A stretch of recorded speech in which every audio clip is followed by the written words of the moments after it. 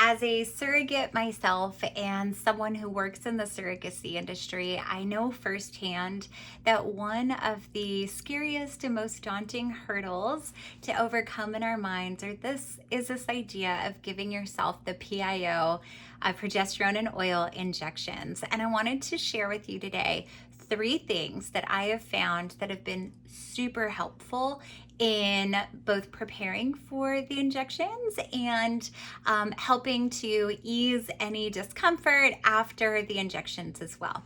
So the first thing that I wanted to show you are these reusable hot packs. Now they come in hot and ice. What I like to do was take the ice pack first and I would place it in the place where I was going to be giving myself the injection. I usually did this while I would draw the needle and prepare for the injection. So really only about 30 seconds to a minute before the injection.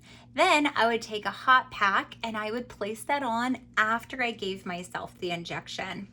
Second thing I would do is use this massage gun. And if you've never seen one before, you might be thinking, what in the world do we do with that? So there's all these attachments that you can put on. And basically what you're going to do is you just turn it on here. And after you give yourself the injection, I would just rub this in the area for, again, 30 seconds to a minute. That's really going to help massage the medication that you're giving yourself, because it does go in intramuscularly, so it has to go in deeper and farther. That way it can really get to the places that it needs to go, and you can avoid any discomfort afterwards.